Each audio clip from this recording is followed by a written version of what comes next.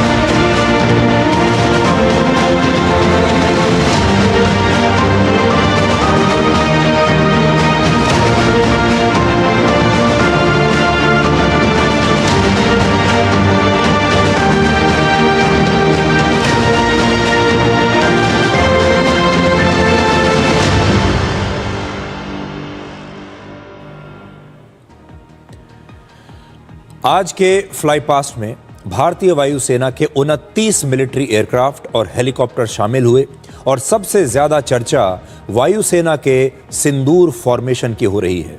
इसमें 2 Rafale, 2 MiG-29, 2 Sukhoi 30 MKI और 1 Jaguar fighter jet, यानी कुल मिलाकर 7 फाइटर जेट्स थे। और ये वही एयरक्राफ्ट हैं जो ऑपरेशन सिंदूर में भी शामिल थे। ये फॉर्मेशन देखने में किसी भाले की नोक जैसी दिखती है और इसमें एडवांस्ड, तेज और घातक फाइटर जेट्स होते हैं और इनका काम होता है दुश्मन के रेडार और एयर डिफेंस पर हमला करके उसे नाकाम करना। सिंदूर फॉर्मेशन भारत की एयर स्ट्राइक की क्षमता का प्रतीक है और फाइटर जेट से किसी भी हवाई हमले की शुरुआत अक्सर इसी तरह से होती है।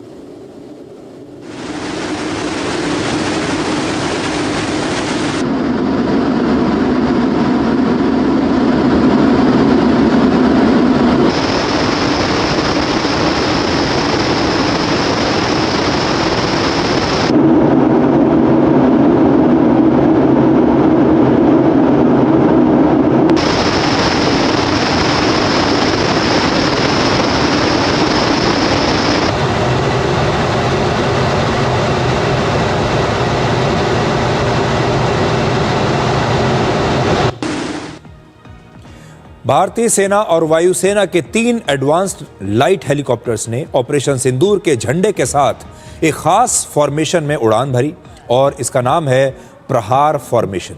ये एक आक्रामक युद्ध की रणनीति है जिसमें सभी हेलीकॉप्टर्स तेजी से एक सीध में उड़ान भरकर दुश्मन की सीमा के अंदर तक दाखिल होकर फिर वहां पर हमला करते हैं। And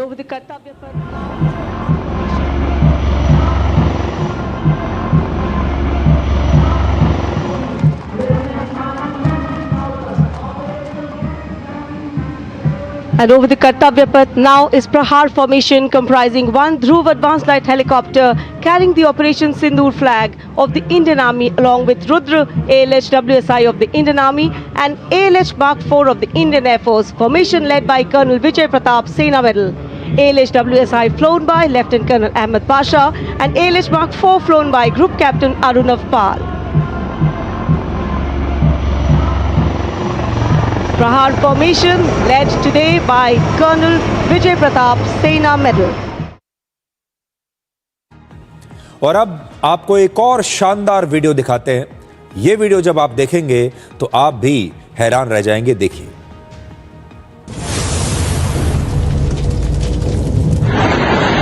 Early in the hours of Wednesday morning, missiles struck. Attack हुआ नूर खान बेस पे।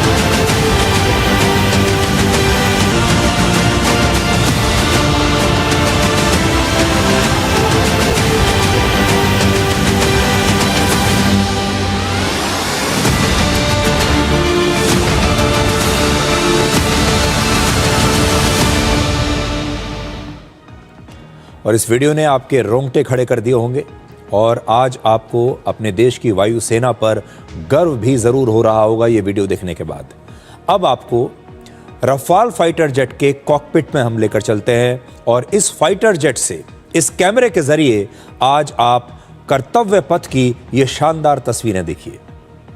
And time now for a single Rafale flying at a speed of 900 kilometers per hour, all set to touch the sky with glory as it executes the vertical maneuver over Kartavya Paths.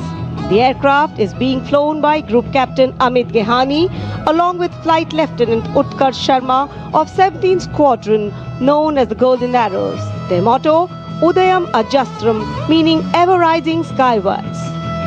Vijay formation कर्तव्य पथ के ऊपर से एक Rafale 900 kilometre प्रति घंटे की रफ्तार से वायु विचरण करता हुआ उड़ान भर रहे हैं ग्रुप कैप्टन अमित गेहानी जोधपुर से उड़ान भरी है। The aircraft doing series of rolls, going up and finally would disappear into the blue yonder, signifying the motto of the Indian Air Force, Nabha Sprisham Deeptam. आज बहुत सारे हथियार ऐसे थे जिनका पहली बार भारत ने दुनिया के सामने प्रदर्शन किया है। कर्तव्य पथ पर भारत ने अपनी पहली हाइपरसोनिक मिसाइल दुनिया को दिखाई और इसका नाम है long range anti ship hypersonic glide missile. Hypersonic missiles वो होती हैं जिनकी रफ्तार कम से कम 6000 किलोमीटर प्रति घंटा होती है और हमला करते समय भारत की इस मिसाइल की टॉप स्पीड 12000 किलोमीटर प्रति घंटा तक पहुंच सकती है। बहुत तेज रफ्तार होने की वजह से दुश्मन के रेडार समय रहते इस मिसाइल का पता ही नहीं लगा पाते और इसे हवा में नष्ट करना या इसे रोकना लगभग नामुमकिन होता है।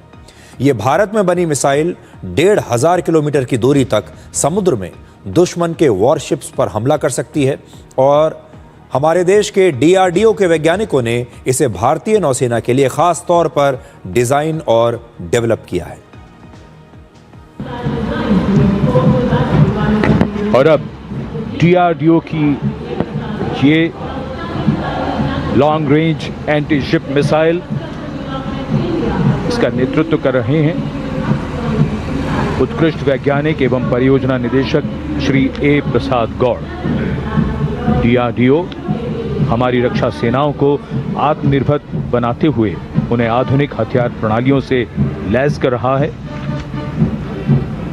ये मिसाइल हाइपरसोनिक ग्लाइड मिसाइल है जो स्थिर और चलायमान लक्ष्यों को निशाना बना सकती है।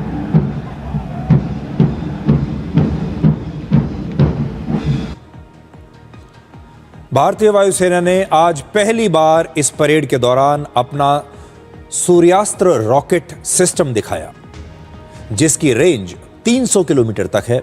ये एक साथ कई लक्ष्यों पर सटीक हमला कर सकता है और यह सेना का सबसे लंबी दूरी तक हमला करने वाला रॉकेट सिस्टम है, जिसे भारत में ही बनाया जा रहा है। Firing a shell within 12 seconds and swiftly changing position to evade enemy counteraction. And now, Lieutenant Mehak Bhati is leading the Suryastra Universal Rocket Launcher System. आज की परेड में पहली बार ऑपरेशन सिंदूर का एक इंटीग्रेटेड ऑपरेशनल सेंटर यानी सेना का digital war room भी दिखाया गया और ये बिल्कुल उसी वॉर रूम के जैसा है जहां पर सैटेलाइट्स, ड्रोन्स और रेडार से रियल टाइम डेटा मिल रहा था और फिर दुश्मन की पहचान करके तेजी से हमले किए जा रहे थे। Integrated Operational Center, commemorating national victory during Operation Sindoor and inspiring the youth. The platform depicts conduct of operation in brief, led by Captain Samira Zenat Batar, showcasing the entire nation's effort in its success. A blend of Virasat, Vividta और विकास।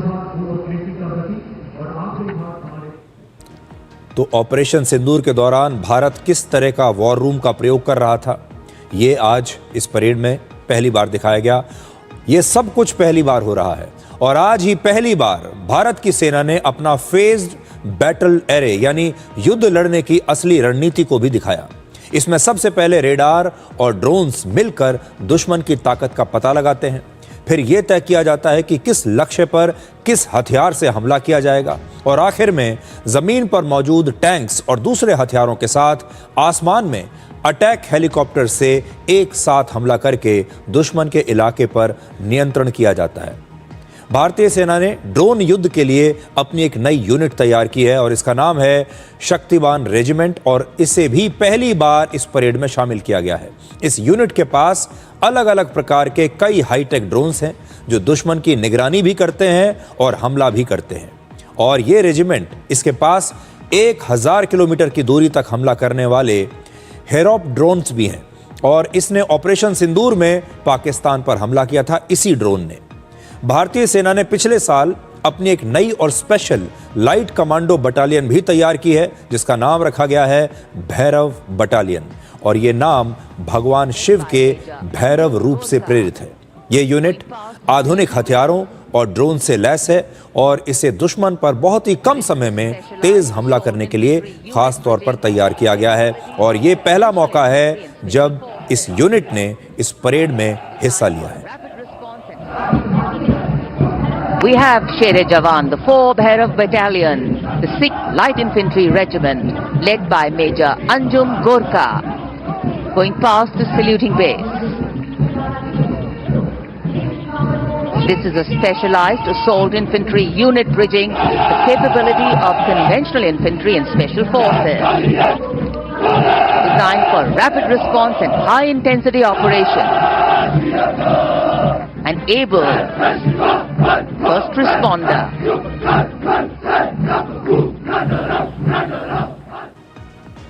और आज भारत की राष्ट्रपति द्रौपदी मुर्मू ने वायुसेना के group captain और अंतरिक्ष यात्री शुभांशु शुक्ला को अशोक चक्र से सम्मानित किया है। यह शांति काल में दिया जाने वाला सर्वोच्च सैन्य सम्मान है।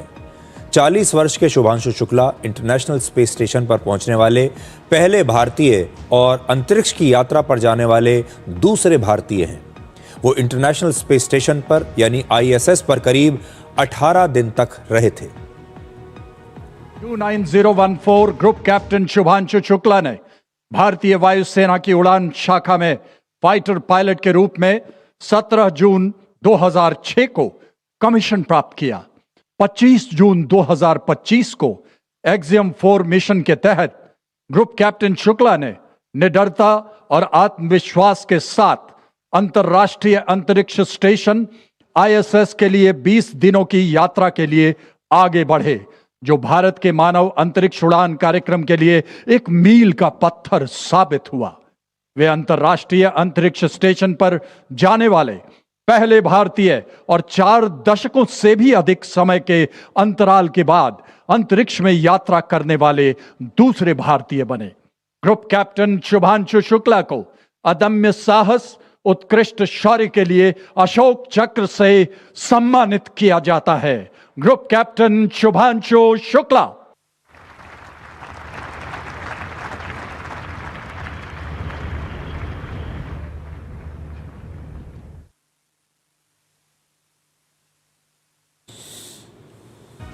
आपको याद होगा, इससे पहले अंतरिक्ष में जाने वाले पहले भारतीय थे विंग कमांडर राकेश शर्मा, और उन्होंने अंतरिक्ष में 7 दिन 21 घंटे और 40 मिनट बिताए थे।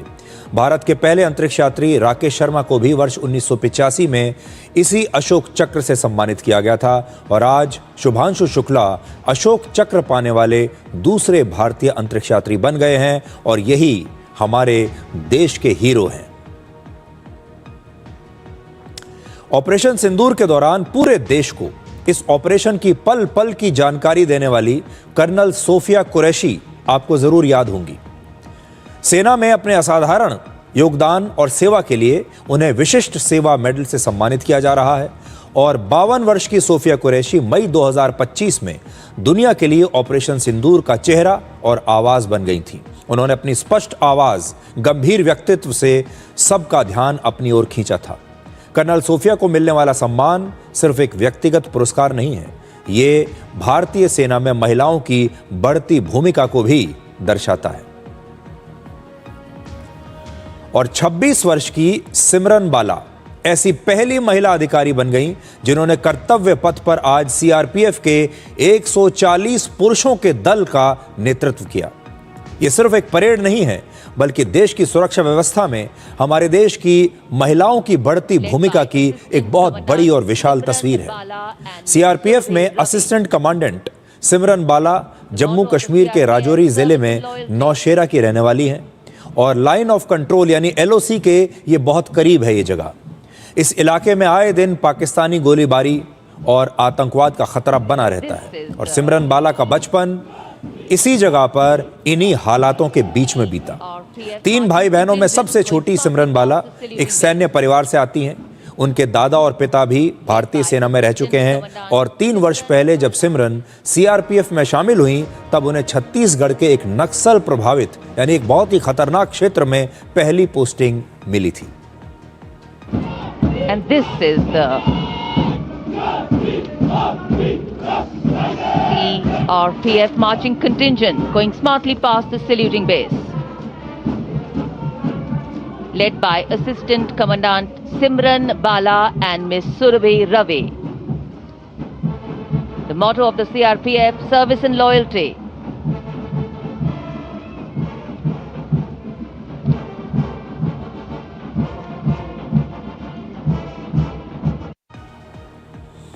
और हर साल की तरह इस साल भी गणतंत्र दिवस पर प्रधानमंत्री नरेंद्र मोदी की पगड़ी की बहुत चर्चा हो रही है। वो हर बार एक नए प्रकार की पगड़ी पहनकर आते हैं और वो हमेशा चर्चा में बनी रहती है। इस साल प्रधानमंत्री की पगड़ी में मरून, पीला और हरा इस प्रकार के कई रंग थे। इस पगड़ी पर मोर पंख के सुनहरे पैटर्न्स बने हुए थे और बंधेज कला से प्रेरित ये पगड़ी भारतीय हस्तशिल्प की सुंदरता को दिखा रही थी। प्रधानमंत्री मोदी अक्सर अपने पहनावे के जरिए देश के अलग अलग राज्यों और समुदायों को सम्मान देते रहे हैं और उन्हें एक मौका देते हैं अपनी कला को शोकेस करने का। 12 वर्षों में प्रधानमंत्री मोदी ने हर बार अलग अलग तरह की पगड़ी पहनी है। कभी वो राजस्थानी साफा पहनते हैं, कभी उत्तराखंड की पारंपरिक क्षेत्रीय टोपी पहनते हैं, कभी वो केसरिया रंग की बंधेज पगड़ी पहनते हैं, तो कभी हलारी पगड़ी। और प्रधानमंत्री का पहनावा हर साल कोई ना कोई संदेश देश को जरूर देता है। किसी न किसी राज्य की संस्कृति के बारे में देश और दुनिया को जरूर बताता है। आप ये कह सकते हैं कि ये उनका एक प्रकार का स्टाइल स्टेटमेंट होता है जो वो हर साल गणतंत्र दिवस के मौके पर देश को और दुनिया को देते हैं। अब नजर है 2047 पर, जब आजाद भारत के 100 वर्ष पूरे होंगे। हम लगातार लक्ष्यों को सामने रखकर उन्हें पाने के प्रयास में लगे हैं। इस महान देश की प्रगति और विकास गाथा लगातार लिखी जा रही है। स्वर्णिम भारत की आभा में दमकते मानवता और निखरते विश्व की ये तस्वीर भारत का भव्य गणतंत्र दिवस समारोह।